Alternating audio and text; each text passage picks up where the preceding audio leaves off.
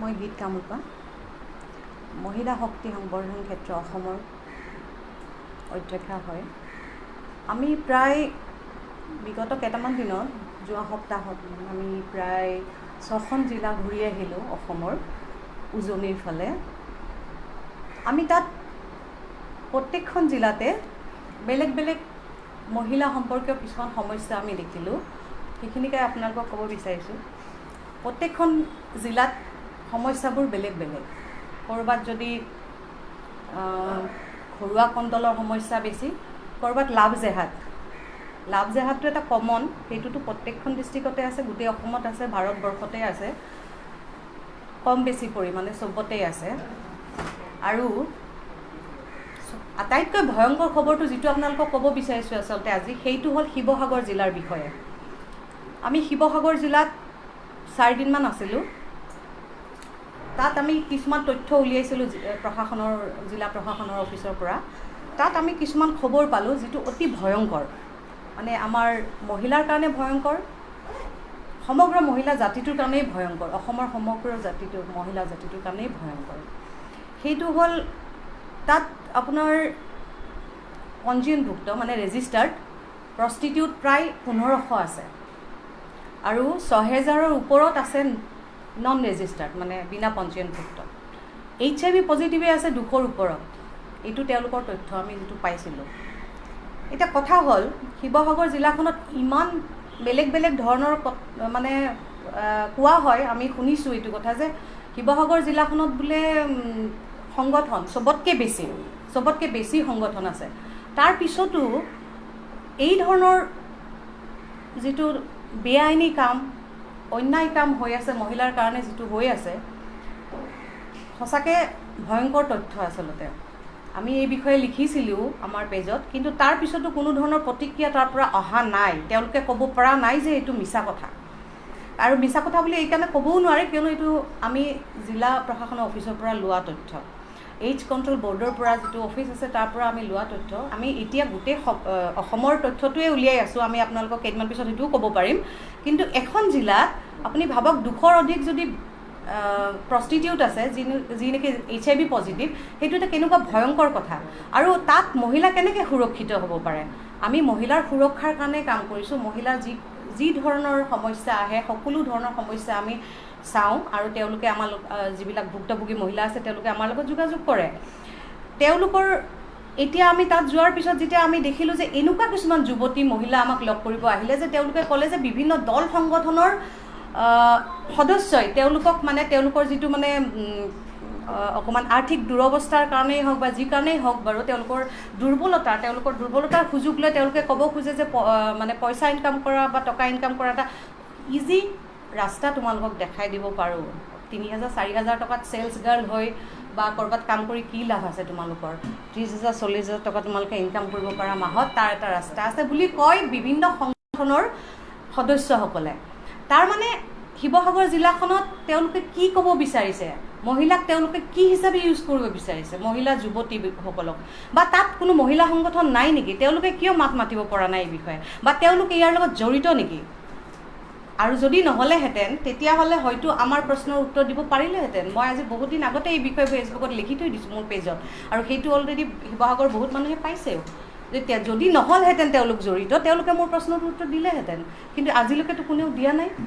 বিভিন্ন কথাত বিভিন্ন হেৰিত, আৰু ইয়াৰ ভিতৰত কিছুমান বস্তু আছে। কোনোবাই কৈছে সিদিনাখন যে শিৱসাগৰ জিলাত 60% মুছলমান মানুহ আছে, মুছলমান সম্প্ৰদায়ৰ মানুহ আছে, আৰু মুছলমান সম্প্ৰদায়ৰ মানুহখিনি তেওঁলোকে কয় ইমান টকা আছে তেওঁলোকৰ, বোলে তেওঁলোকে টকাৰ কাৰণে বাকী মানুহবোৰ তেওঁলোকৰ ওচৰত বিক্ৰী হৈ যায়। দল সংগঠনসমূহ বিভিন্ন প্ৰগ্ৰেমবিলাক যে তেওঁলোকে পাতে, দল সংগঠনতো বিভিন্ন ধৰণৰ প্ৰগ্ৰেমবিলাক থাকেই, সেই প্ৰগ্ৰেম কৰিবৰ কাৰণে তেওঁলোকে চান্দা তোলে। গতিকে তেওঁলোকে ক'ব নোৱাৰে একো কথা। তেওঁলোকৰ যিখিনি বেআইনী কাম কৰি আছে, অন্যায় কাম কৰি আছে, তাৰ বিৰুদ্ধে মাত মাতিব নোৱাৰে। আজি চাওক যে আহোমৰ এটা ঐতিহ্য, আহোমৰ এটা সম্পদ, যিটো আহোম ৰজাৰ দিনত হৈছিলে ৰংঘৰ, যিটো তলাতল ঘৰ, তাত আমি গৈ চাই আহিছোঁ। তাৰ ওচৰৰ যিখিনি গভৰ্ণমেণ্ট লেণ্ড আছে, মানে যিখিনি ৰাজহুৱা মাটি আছে, সেই মাটিখিনি আনোৱাৰ টাইমৰ যেতিয়া মুখ্যমন্ত্ৰী হৈ আছিলে, পোৱা মতে আমি শুনা মতে বা তথ্য পোৱা মতে, তেওঁ সেইখিনি সময়ত সেই ভূমিখিনি যিখিনি বানপানীত নিথৰুৱা হৈছিল মানুহক তেওঁলোকক দিয়া হৈছিল অস্থায়ীভাৱে থাকিবলৈ, আৰু যেতিয়া বানপানী শুকাব তেওঁলোক গুচি যাব, কিন্তু তাৰ পৰাতো কোনো যোৱা নাই।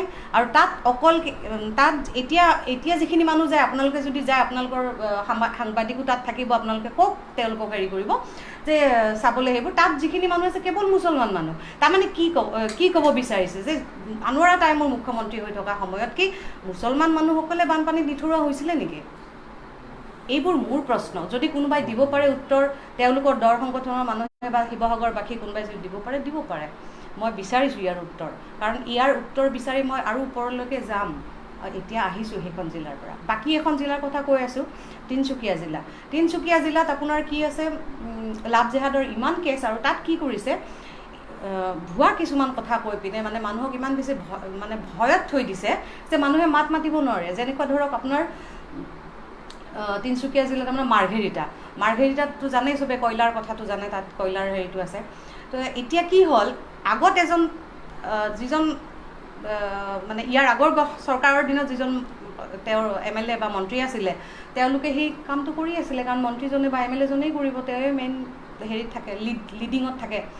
আৰু তেওঁ কৰি আছিলে, তেওঁৰ হাতৰ পৰা যেতিয়া তেওঁ গুচি গ'ল, তেতিয়া তেওঁ এটা আন্দোলন সৃষ্টি কৰি দিলে। তাত এনে মিছাই যে দিহিং পাটকাই খনন কাৰ্য আৰম্ভ হৈছে বুলি, আৰু তাত সেইটো এটা বেলেগ বিষয়। আৰু আমাৰ মানুহটো আছে, আমাৰ অসমীয়া মানুহেতো নাজানে, আমাৰ অসমীয়া এটা ফকৰা জোনা এইবোৰ আগত বহুত মানুহে কৈ থৈ যোৱাই, এইবোৰ আচলতে সঁচা বুলি প্ৰমাণিত হৈ আছে। কথাটো এনেকুৱা যে আমি যে কয় যে বোলে কাউৰীয়ে কাণখন নিলে বুলি আমি কাউৰীৰ পিছে পিছে ঘূৰোঁ, কিন্তু কাণখন বিচাৰি নাচাওঁ আছেনে নাই। মানুহ তেনেকুৱা, দিহিং পাটকাই বুলি কোৱাৰ লগে লগে চবৰে ফেচবুকে দিহিং পাটকাইৰ ওপৰত বিদ্ৰোহ হৈ গ'ল, কিন্তু তাত একো হোৱাই নাই।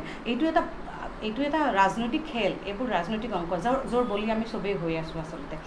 তাত আৰু এটা বস্তু হৈছে, যেতিয়া কয়লাৰ কাম কৰিবলৈ তেওঁলোকে চব মুছলমান বাংলাদেশীবোৰক লৈ গৈছিলে, তেওঁলোকে এতিয়া প্ৰতিদিনে বুলি ক'ব লাগিব, প্ৰতিদিনে এগৰাকীকে হিন্দু যুৱতী বা ছোৱালী, যুৱতী নহয় একচুৱেলি 12-14 বছৰীয়া ছোৱালী, যিজনী একোৱেই নাজানে। আৰু তাৰ কিছুমান পদ্ধতিও আছে, কৌশলো আছে তেওঁলোকৰ। মানে ফেচবুকটো তেওঁলোকে চাগে নাপায়, ইমান ভিতৰুৱা জেগা, কিন্তু কিবা জৰা পানী পেলাই দিয়ে, নতুবা মাদুলি পিন্ধাই দিয়ে, কিবা কৰি দিয়ে। এইবোৰ আমি বহুত কেছ পাইছোঁ তাত, এনেকুৱা বহুত কেছ পাইছোঁ যে তেওঁলোকে সেইটো মাদুলিটো খুলি দিয়াৰ পিছত তেওঁলোকে পাহৰি যায় যে মই ক'ত গৈছিলোঁ। তেওঁলোকক ভুৱা নাম কৈ লৈ যায়, নিয়াৰ পিছত তেওঁলোকক বাকী ধৰ্মান্তকৰণৰ কথাবোৰ থাকেই, এইবোৰ কথা থাকেই। আমাৰ মহিলাইতো কোনেও ক'বই নোৱাৰে, বাকীবোৰ ডিষ্ট্ৰিক্টতো সেই একে, দেৰগাঁৱত আমি মিটিং কৰিছোঁ, তাতো সেই একে, গোলাঘাট ডিষ্ট্ৰিক্টত, যোৰহাটত তেনেকুৱা মিস্ত্ৰী কাম কৰা মানুহেই লৈ গৈছে। মানে কেইটামান কেছৰ কথাহে, মই কেইটামান ঘটনাৰ কথাহে আপোনালোকক ক'ব খুজিছোঁ, এনেকুৱাতো বিভিন্ন ঘটনা আছে। এতিয়া কি হয়, এই গোটেই কথাখিনিত এটা বস্তু আহি পৰিছে, আমি কেইখনমান জিলাহে গৈছোঁ, বাকী নামনিৰ ফালে আমি যোৱাই নাই। নামনিৰ ফালৰ পৰা আহি আপোনালোকক আকৌ জনাম সেইবোৰ কথা।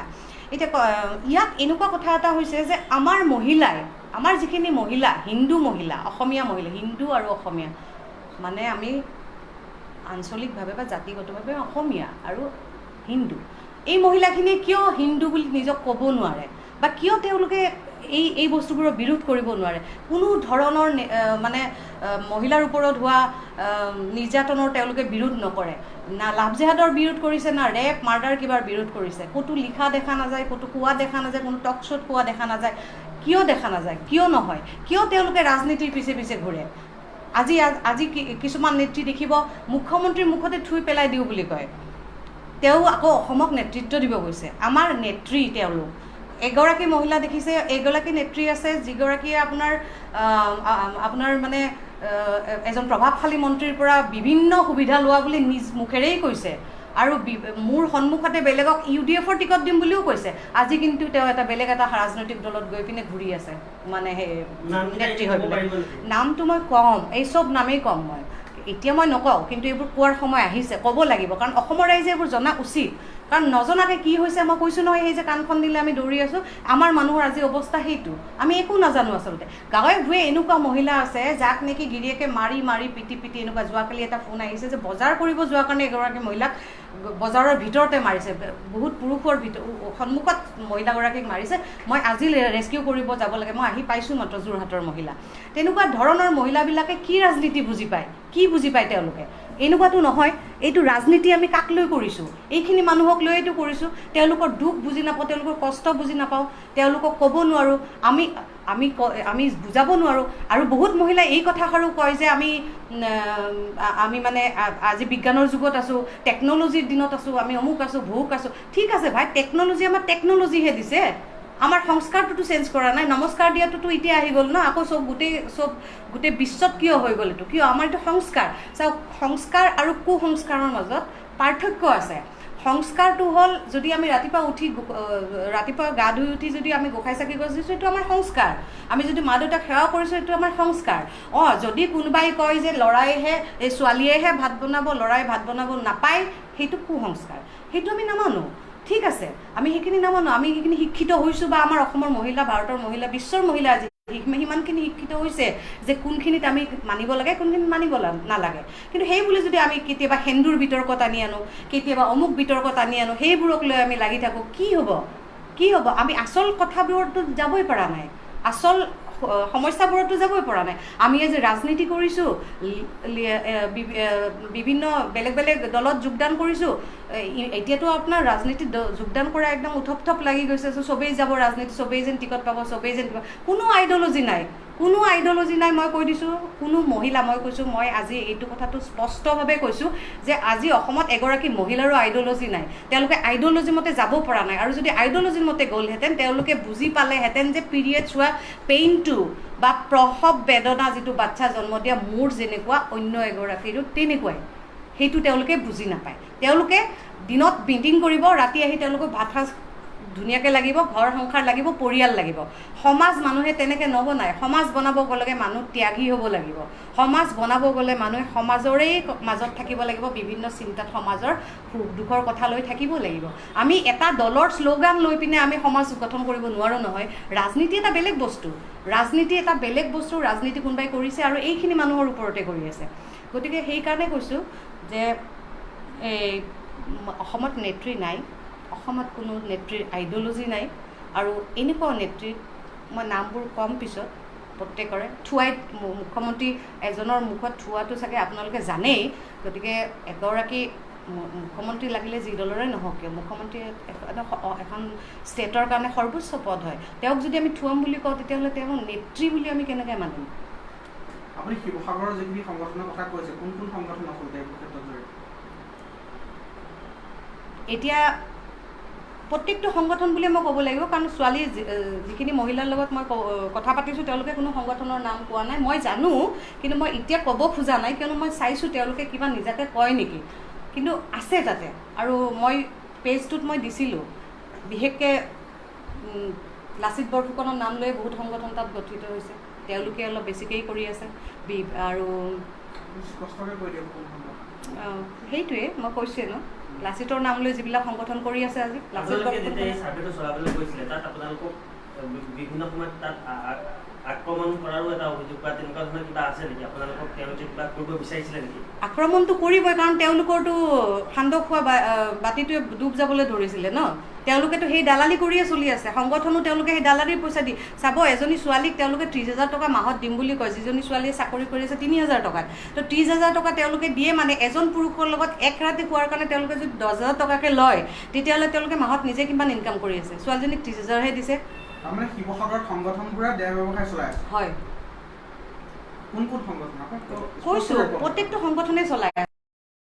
মই প্ৰত্যেকটো সংগঠন মই কৈছোঁ। আপুনি যিটো আমাক প্ৰেছ ৰিলিজ দিছে, তাত আপুনি এটা কথা উল্লেখ কৰিছে যে শিৱসাগৰখনেই হৈছে অসমৰ আটাইতকৈ বেছি সংগঠন থকা জিলা। তাৰমানে শিৱসাগৰত থকা আটাইখিনি সংগঠন, আছুৰ পৰা আদি কৰি সকলো সংগঠনেই এইবোৰত জড়িত। চাওক, যোনে আছে তেওঁলোকেতো জানিবই, যোনে আছে তেওঁলোকে জানেই।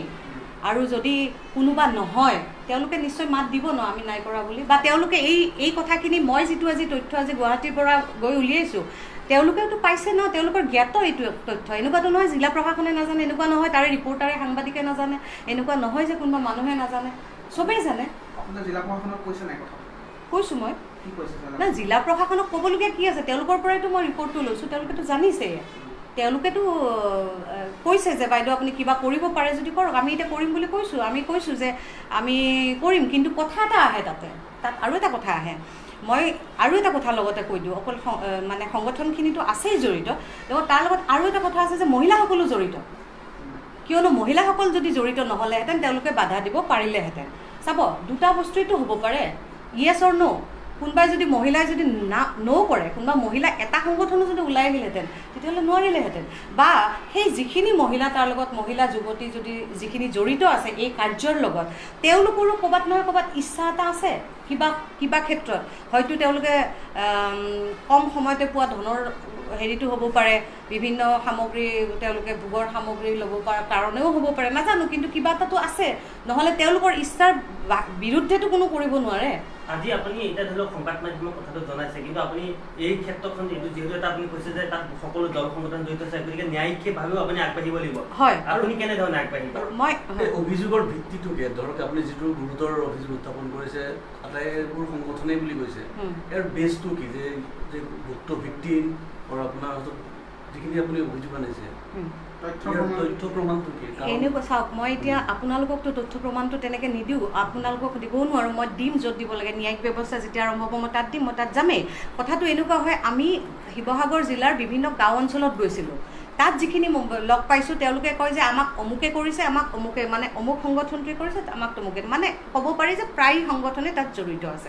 আৰু চবতকৈ ডাঙৰ কথাটো হ'ল অকল সংগঠনখিনি জড়িত আছে দালালিত দেই, কিন্তু এইটোতো কোনো সাংবাদিকে নজনা কথা নহয়। তেওঁলোকেওতো কোনোদিনে নিউজ উলিওৱা নাই বোধহয়, আপোনালোকেতো জানা নাই কথাটো। মই কোৱাৰ আগতে কোনোবাই কৈছে নেকি এই কথাষাৰ? বোধহয় কোৱা নাই। যদি কোৱা নাই, সাংবাদিকখিনিও জড়িত আছে, জানে তেওঁলোকে, নজনাতো নহয়, হয়নে নাই? আৰু চাওক, এই যিখিনি দল সংগঠনৰ মানুহ জড়িত আছে, এই কথাটোত আৰু এটা বস্তু আছে যে মাজতে আমি এটা কেছ পাইছিলোঁ এগৰাকী মহিলাৰ। তেওঁ অসমীয়া মহিলা হয়, কিন্তু হিন্দু, কিন্তু তেওঁৰ হাজবেণ্ড ঢুকোৱাৰ পিছত তেওঁ যোৱা 3টা বছৰ ধৰি এজন মুছলমান সম্প্ৰদায়ৰ মানুহৰ লগত সম্পৰ্কত আছিলে, ৰিলেশ্যনত আছিলে। থকাৰ পিছত কি হ'ল, তেওঁ মানে সম্পৰ্কত আছিলে আৰু তেওঁৰ শাৰীৰিক সম্পৰ্কও হৈছিল। 3 বছৰ ভাল তেওঁলোকে বিয়াও কৰাব খুজিছিলে, আৰু মানুহজনে তেওঁক বিয়াও কৰাম বুলি কৈছিলে, যদিও বা তেওঁৰ অলৰেডি 4জনী ঘৈণীয়েক আছিলেই। তাৰপিছতো তাই যাব বিচাৰিছিলে, কিয়নো তাৰ লগত তাইৰ দৈহিক সম্পৰ্ক হৈ গৈছিলে। ছোৱালীজনী কৈছে, মোৰ যেতিয়া তোমাৰ লগত চব হৈ গ'ল তেতিয়া মই তোমাৰ লগত বিয়া হ'ম। কিন্তু কি হ'ল, সেই মানুহজনে তেওঁক এটা অফাৰ দিলে যে তুমি মুছলমান হ'ব লাগিব, তুমি হিন্দু হৈ থাকিব নোৱাৰিবা। তেতিয়া তাই অপ'জ কৰিলে যে মই নহয়, মইতো সেন্দুৰ লগাম, মইতো বিয়া হ'ম তোমাৰ লগত, ঠিকেই আছে, মই সেন্দুৰ লগাম, মই হিন্দু মতে থাকিম। সেই মানুহজনে তেওঁক অপ'জ কৰিলে। সেই অপ'জ কৰাৰ পিছত তাই আমাক কথাষাৰ কৈছিলে, বিভিন্ন প্ৰক্ৰিয়াত আহি সেই কথাষাৰ অলৰেডি শিৱসাগৰত এইবোৰ কথা ওলাইছিলে। এতিয়া তাৰে প্ৰায় 3-4 মাহ পিছত কথাটো মোৰ তাত আহিছিলে। যেতিয়া মই কথাটো তদন্ত কৰিছিলোঁ আমাৰ ফালৰ পৰা, WSFৰ ফালৰ পৰা, তেতিয়া আমি গম পালোঁ যে কথাটো আচলতে এনেকুৱা যে তেওঁক ধৰ্মান্তৰকৰণ কৰিব বিচাৰিছে, তেনেকুৱা বহুত ঘটনা তাত আছে। আৰু সেই মানুহজন ডাইৰেক্টলি জড়িত আছে ONGCৰ লগত। ONGCত তেওঁ বিভিন্ন ছাপ্লাই কৰে, কিবা কিবি ঠিকা ঠুকলি কৰে, আৰু তাৰ কাৰণে যি দিব লাগেতো দিয়ে, লগত মহিলাও দিয়ে, যুৱতীও দিয়ে। সেই কামটো তেওঁ কৰি আহিছে। আৰু আমি যেতিয়া কৰিলোঁ বস্তুটো, আমি যেতিয়া কথাটো উলিওৱাৰ পিছত সেই মানুহজনে শিৱসাগৰত এটা প্ৰেছ মিট দিছিলে। প্ৰেছ মিট দি পিনে এই ছোৱালীজনী, যিজনী ছোৱালী আমাৰ ঘৰৰ ভুক্তভোগী মহিলা যিগৰাকী আমাৰ তাত আহিছে, সেই মহিলাগৰাকীৰ এগেইনষ্টত এনেকুৱা কিছুমান কথা কৈছে যিটো সংবাদ মাধ্যমক কোৱাটো উচিত নহয়। এজনী ছোৱালীৰ, এজনী মহিলাৰ নগ্ন কথা কিছুমান সংবাদ মাধ্যমত কোৱাটো উচিত নহয়। আৰু লগতে এইটো কথাও কৈছে যে তেওঁ বোলে সেই মহিলাগৰাকীৰ নামত চাকৰিৰ কাৰণে, এইটোতো আৰু ভয়ংকৰ কথা কৈছে। তেওঁ কাক দিছিলে চাকৰি? তাকো স্বাস্থ্য বিভাগৰ নাম লৈছে তেওঁ। স্বাস্থ্য বিভাগত তেওঁ 1 বছৰ চাকৰি কৰিছিলে, তেওঁৰ তাতে পইচা অহা তেওঁৰ হেৰি আছে, মানে তাত পাছবুকত তেওঁৰ সেইটো আছে তথ্যটো। গতিকে এইটো বৰ ভয়ংকৰ কথা। 1 বছৰ পিছত তেওঁৰ চাকৰিটো নোহোৱাও হৈ গ'ল। গতিকে এনেকুৱাও ঘটনা তাত ঘটি আছে। এইবোৰ কথা ক'বলৈকে মই মানে তাত যেতিয়া গৈছিলোঁ এই 4 দিনত এই গোটেই কথাখিনিকেই উলিয়াইছোঁ, গোটেইখিনি বস্তু উলিয়াইছোঁ, গোটেইখিনি কথাই কৈছোঁ। আৰু এতিয়া কেৱল 2টামান খবৰ আহিব বাকী আছে, তেতিয়া মই আপোনালোকক আটাইখিনি কথা নাম সহকাৰে একেলগে ক'ব পাৰিম। শিৱসাগৰ কোনোবা নিৰ্দিষ্ট এলেকা আছে নেকি এনেকুৱা ধৰণৰ কাৰ্য? হয়, আছে। বাবুপট্টি বুলি আছে, ষ্টেচনৰ দাঁতিকাষৰীয়া অঞ্চলখিনি আছে। ষ্টেচন চাৰিআলি আছে। আৰু ONGCত মানে তেওঁলোকে ব্ৰহ্মপুত্ৰ হোটেল বুলি এখন হোটেল আছে, য'ত তেওঁলোকে ৰুম বুক কৰে, তাত আহে আৰু বিভিন্ন হোটেল আছে, মই এখনৰে নাম লৈছোঁ এতিয়া। ইনফেক্ট তাতে বোলে এনেকুৱাও কাৰ্য চলে যে একেলগে 7-8 গৰাকী ছোৱালীক লৈ পিনে তেওঁলোকে ডান্স কৰিব দিয়ে, ডান্স কৰি যিগৰাকী ভাল হয় তেওঁক ৰাখি থয় গোটেই ৰাতিটোৰ কাৰণে, বাকী কেইজনে কিবা কিবি পইচা দি পঠিয়াই দিয়ে। আপোনালোকে যিহেতু গোটেইখিনি প্ৰশাসনৰ পৰা তথ্য লৈছিলে, গতিকে প্ৰশাসনৰ লোকো ইয়াৰ লগত জড়িত নেকি? প্ৰশাসনৰ ছত্ৰছায়াতে এইখিনি হৈ আছে, তথ্য যিহেতু প্ৰশাসনে দিছে আপোনালোকে। তথ্য আমাক তেওঁলোকে registered prostitute, non registered prostitute আৰু HIV পজিটিভৰ বিষয়ে দিছে, বাকীখিনি আমি বিভিন্ন সূত্ৰে লোৱা তথ্য। গতিকে আমি ক'ব নোৱাৰোঁ তাত প্ৰশাসন জড়িত আছে। কিমান দিনৰ পৰা এই গোটেই ঘটনাটো পাইছিল? এইটো নাজানো, এইটোতো ONGC হোৱাটো ব্ৰিটিছৰ দিনতে হৈছিলে চাগে, তেতিয়াৰ পৰাই চলি আছে চাগে। কথাবোৰ কোনেও ওলোৱা নাছিলোঁ, কাৰণ কিয় এইবোৰ কথাটো ইয়াৰ আগৰ যিখন চৰকাৰ আছিলে তেওঁলোকৰতো কামেই এইটো। এতিয়াৰ চৰকাৰো দেখিছোঁ একেই কাম, মানে চৰকাৰৰ কথা কোৱা নাই, যিবোৰ সদস্য মানে যিবোৰ কাৰ্যকৰ্তা আছে তেওঁলোকৰ আছে। এনেকুৱা নহয় যে কোনোবা জড়িত নাই, জড়িততো চব আছে, কিন্তু সেইবোৰে আমি উলিয়াই আছোঁ আৰু কেইদিনমান পিছত স্পষ্টভাৱে ক'ব পাৰিম। এনেকুৱা ধৰণৰ কাৰ্য জড়িত নহ'বৰ কাৰণে মহিলাসকলৰ মাজত আপোনালোকে কেনেকুৱা ধৰণৰ সজাগতামূলক চাওক, জড়িত নহয় এতিয়া ক'বলৈ আমাৰ বেলেগ বস্তু একো নাই, কাৰণ কিয় মহিলাসকল যদি ধৰক এতিয়া টকাত লিপষ্টিকটো আহিলে তেওঁৰ মাহৰ বাকী বজাৰো কৰিব লাগিব নহয়, কাপোৰ কানিও কৰিব লাগিব, মানে লাখ টকা এটা ৰাতিটো চাগে নাই, তেনেকুৱা এটা চ'ৰ্চটো আমি দিব নোৱাৰোঁ যিজনী হায়াৰ ছেকেণ্ডেৰী পাছেই কৰা নাই। গতিকে তাতকৈ ভাল তেওঁলোকে ৰাস্তা নাপায় আৰু, তেনেকুৱা ৰাস্তাই ভাল তেওঁলোকৰ কাৰণে। গতিকে আমি বিচাৰিছোঁ যে এইটো বেয়া বিচাৰিছোঁ, বুজাব বিচাৰিছোঁ, কিন্তু তেওঁলোকতো আমাৰ সন্মুখত নাহে। যদি আহে কেতিয়াবা আমি নিশ্চয় ক'ম এইবোৰ ভাল কথা নহয়, আমি সজাগতাৰ সৃষ্টি কৰিব। চবতকৈ ডাঙৰ কথা যিটো হৈছে লাভ জেহাদৰ কথাটো, লাভ জেহাদৰ কথাটো মই অকণমান আপোনালোকক কৈ লৈছোঁ। গোটেই অসমত চলি আছে লাভ জেহাদ, ডেইলি নিউজ আহে, ডেইলি খবৰ আহে। আজি মই কৈছোঁ নহয়, আমাৰ মানুহে আজি হিন্দু বুলি ক'ব নোৱাৰে, মানে ক'ৰবাত ভয় কৰে, কিয়নো যিকোনো সংগঠন কৰোঁতেই বা যিকোনো দল বা যিকোনো কিবা কিবি কৰোঁতে, ব্যৱসায় বাণিজ্য কৰোঁতে তেওঁলোকৰ হয়তো তেনেকুৱা ধৰণৰ মানুহৰ লগত যোগাযোগ থাকে, সংযোগ থাকে, সহযোগী থাকে, সেইকাৰণে তেওঁলোকে সেই কথাষাৰ ক'ব নোৱাৰে। আজি কেইদিনমান আগৰ পৰা এই আপোনাৰ এখন চিৰিয়েল আহি আছিলে বেগম জান বুলি, য'ত নেকি একদম আমাৰ অসমৰ কালচাৰে নাই তাত, কিন্তু তাৰ পিছতো চলি আছে। ইমানখিনি বিতৰ্ক হোৱাৰ পিছতো অসমৰ ৰাইজে ইমানখিনি অসন্তুষ্টি প্ৰকাশ কৰাৰ পিছতো কেৱল একচাম মানুহৰ কাৰণে, আৰু সেই চাম মানুহ যদি আপুনি চাব যায়, সেই চাম মানুহ কি হয় আপোনালোকে নিজে গম পাব। যেতিয়া এটা মেছেজ আহে তেওঁলোকৰ পৰা, আপুনি সেই মেছেজটোতে গম পাব যে তেওঁলোকে যিখিনি কথা লিখিছে বা তাৰ ভাৱাৰ্থ যিটো, তেওঁ তাতেই বুজি পায় যে সেই মানুহজন খুব মানে তেওঁ হয়তো শিক্ষিতও নহয়, তেওঁতো মিস্ত্ৰী বা পাচলি বেপাৰী, মাছ বেপাৰী তেনেকুৱা হয়। বেগমজনক অভিনয় কৰা প্ৰীতি কংকনাক একাংশ লোকে ছ'চিয়েল মিডিয়াত বিশেষভাৱে ধৰ্ষণৰ ভাবুকি দিছে। তেখেতৰ কাৰণে আপুনি কেনেদৰে তেখেতক আপোনাৰ প্ৰতিক্ৰিয়া কি হ'ব? চাওক, এগৰাকী মহিলাক ধৰ্ষণৰ ভাবুকি দিয়াটো নিশ্চয়কৈ ভাল কথা নহয়। এইটো ইয়াততো তদন্ত হ'ব লাগে, এইটো ভাল কথাটো নহয়, কাৰণ মহিলা এগৰাকীক ধৰ্ষণ কৰিম বুলি কোৱাটো সাংঘাতিক কথা, এইটো ক্ৰাইম হয়, হ'ব লাগে, এইটো তদন্ত হ'ব লাগে সেইটো। কিন্তু তেওঁৰ কিছু ক্ষেত্ৰত মানে মই এইটো কোৱা নাই যে তেওঁৰ ভুল নাই, কিন্তু তেওঁৰ ভুলটোৰ কথা এইটো নহয় যে তেওঁৰ ভুলৰ কাৰণে এইটো কথা হ'ব পাৰে যে ধৰ্ষণৰ ভাবুকি দিব, এইটো নহয়। তেওঁৰ ভুল আছে, তেওঁ কৰিছে, কিন্তু তেওঁ শিল্পী হিচাপে তেওঁ কামটো কৰিছে, কিন্তু শিল্পী হিচাপে কৰোঁতে তেওঁ হয়তো এইটো ভাবি নাচালে, কাৰণ আজিকালি শিল্পীটো সেই আৱেগটো নাই, সেই বস্তুটো নাই যে আমি কালচাৰৰ লগত মিলি কৰিম। আজিকালি শিল্পীয়ে কেৱল পইচাৰ কাৰণেহে কাম কৰে, নহ'লে সেই প্ৰীতি কংকনৰ হাজবেণ্ডে আকৌ আজি যোৱাকালি নেকি আকৌ বিজেপিতে দল যোগদান কৰা নাই জানো? গতিকে ক'ৰবাত নহয় ক'ৰবাত আইডিঅ'লজিৰ শিল্পীসকলে পইচাৰ কাৰণে ৰাজনৈতিক দলত যোগদান কৰিছে, আপোনাৰ মতে? পইচাৰ কাৰণে বুলি মই কোৱা নাই, মই শিল্পীৰ কথাহে কথাটো কৈছোঁ। ৰাজনৈতিক দলত জইন কৰাটো মই পইচা বুলি কোৱা নাই, কিন্তু ৰাজনৈতিক দলত মানুহে জইন কিয় কৰে? কাম কৰিবৰ কাৰণে কৰে। কাম কেনেকৈ কৰিব তেওঁলোকে? পইচাটো লাগিব। যেতিয়া তেওঁলোকে সমষ্টি বুলি যাব ক'ৰবাত, যদি তেওঁলোকে নিশ্চয় টিকটৰ কথাত যাব বা দলত কিয় যোগদান কৰে মানুহে? কাৰোবাৰতো এইম এটা থাকিব ন, যে মই অমুক সমষ্টিত যাম, মই এইটো কৰিম, তেতিয়া তাত কাম কৰিব, কাম কৰিলে পইচা লাগিব, পইচা ক'ৰ পৰা ল'ব? তেনেকুৱা ধৰণৰ কথাবোৰতো থাকে ন। কিন্তু এটা কথা ঠিক যে আজি কোনো এজন শিল্পীৰ মানে যদি তেওঁলোকে ৰাজনৈতিক দলক যিহেতু কেইদিনমান আগলৈকে কা আন্দোলন কৰি আছিলে, আজি পটককৈ এটা বেলেগ দলত আহিলে বা আৰু কোনোবা কংগ্ৰেছতো গৈছে, গতিকে কিন্তু কথাটো হৈ গ'ল যে তেওঁলোকে কিয় এইটো ভাবি লৈছে, এজন শিল্পীয়ে এই কথাটো কিয় ভাবি লৈছে যে ৰাজনীতিত গ'লেহে তেওঁলোকে কাম কৰিব পাৰিব। এজন শিল্পী একোটা গানে তেওঁলোকক ভগৱান বনাই দিয়ে, তেওঁলোকক ক'ৰবাত লৈ গুচি যায়। তেওঁলোকে কিয় ভাবিছে ৰাজনীতিৰ দৰে লেতেৰা জেগা এটাত আহি পিনে তেওঁলোকে নিজক লেতেৰা কৰি লয়, মই সেইটো বুজি নাপালোঁ। কিন্তু আজি যিটো কাৰণে আপুনি সংবাদমেলখন দিলে, পৰৱৰ্তী পৰ্যায়ত আপোনালোকৰ সংগঠনৰ ফালৰ পৰা ব্যৱস্থা কেনেকুৱা ধৰণৰ পৰিকল্পনা কৰিছে গোটেই বিষয়টোক লৈ পেলাই আপুনি? হয়, চাওক, প্ৰথম অৱস্থাত আমি এইটো কথা ক'ব লাগিব যে আজি মই আগতে কৈ লৈছোঁ যে সংস্কাৰ আৰু কুসংস্কাৰৰ যিটো পাৰ্থক্য, সেই পাৰ্থক্যটো আমাৰ যিখিনি মহানগৰ বা চহৰ অঞ্চলৰ মানুহ মহিলা আছে তেওঁলোকে বুজি পাব লাগিব। তেওঁলোকে চব কথাতে এই কথাটো ক'লে নহ'ব যে এইটো কুসংস্কাৰ হয়, এইটো নহয়। সংস্কাৰটো এটা বেলেগ বস্তু। আমি গা ধোৱা সদায় গা ধোৱাটো যেনেকুৱা সংস্কাৰ, মই আগতে কৈছোঁ, তেনেকুৱা ধৰণৰ কুসংস্কাৰটো আমি নিশ্চয় নামানিম যে এইটো কুসংস্কাৰ হয়। কিন্তু সংস্কাৰখিনি তেওঁলোকে মানক, তেওঁলোকে নিজকে ক'বলৈ সাহস কৰক হিন্দু বুলি, আৰু হিন্দু মহিলা হিচাপে তেওঁলোকে ওলাই আহি হিন্দু বুলি তেওঁলোকে ক'বলৈ সাহস কৰক।